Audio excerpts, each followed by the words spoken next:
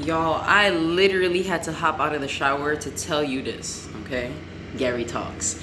I was thinking about the greatest barrier to change and evolution and changing your identity. Because it is, the greatest block is wanting things to go back to what they were, or not wanting to proceed with the new things, like not wanting to let this new information change you because you want to still hold on to old patterns. I say this because I think about Corona, right? Everybody's like, can't wait till it goes back to normal. Can't wait till it goes back to normal. For like 5-6 months, they've been flexing on us, the government, telling us what we can and can't do. People have been dying. The news have clearly shown themselves as very incompetent people. The government has shown itself as very incompetent.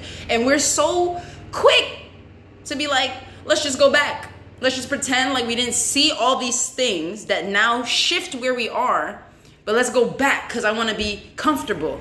Because this is uncomfortable, and moving forward with uncomfortableness is uncertainty, and that's really uncomfortable. And that's the only place things can grow and change.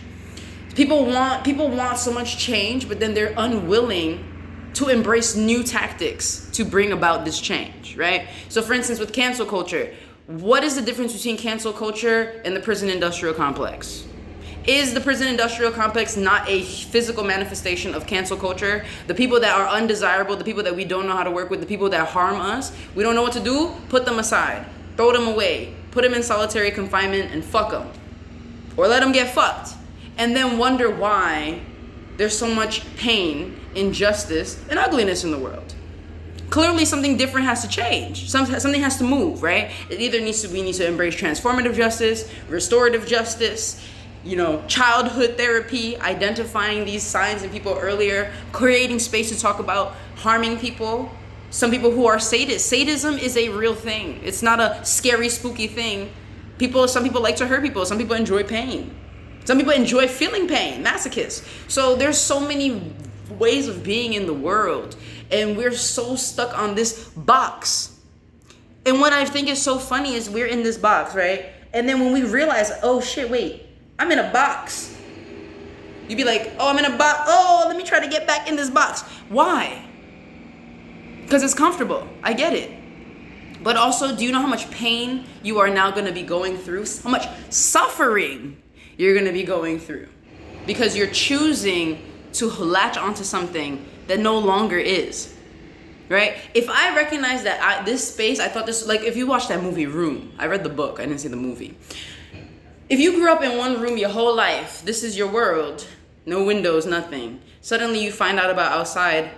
Yeah, the first reaction is like, let me get back inside to here because I have no clue what all that is over there, out there, and it could kill me. Your ego serves to protect you. We are built for survival. So when something's unfamiliar, we interpret it as, through our fear, we're interpreting it as a threat. So it's trying to protect ourselves. If you ever notice when you're in fear, heart racing things, right? Fight or flight. That's survival shit.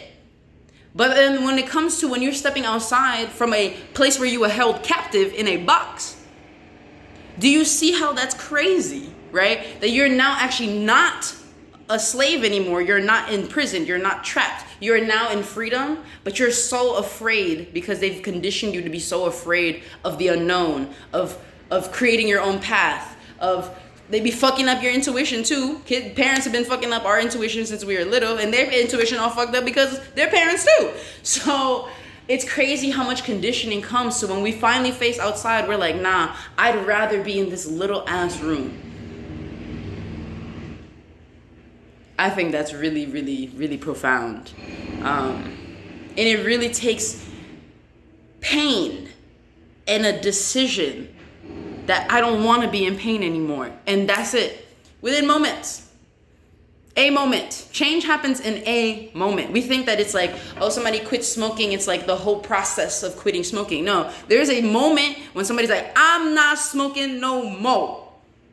My mom quit smoking when she was before 30. Let's say like 38. Before 40. 35, 38. And never picked up another cigarette.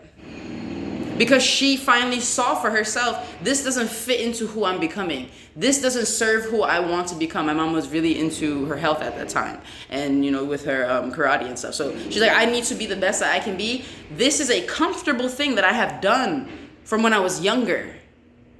And now, no mas, I don't want this anymore because I'm committed to my next self, who I'm becoming. Which is still you. It's not like a different self, but it's like, who are you committed to? Are you committed to who you were? Are you committed to who you are? Are you committed to who you're becoming? Because they're all you, yes, and they will yield different results. If you're committed to what you were, you're going to keep getting some of what you got. Right? If you're committed to who you are, you're going to keep getting what you get. If you commit to something that is unknown, who you're becoming, you can open up to new things, because there could be all kinds of things on that side. As long as you're like, I'm becoming, meaning becoming means changing, right? Imagine if the caterpillar got out of the chrysalis. He was like, oh nah, what is this foreign world? Oh no. And then never became a butterfly. He'd probably die as a caterpillar. He'd probably die because he has to go through that transition. So just a thought, wanted to share. Now let me go get ready for my day.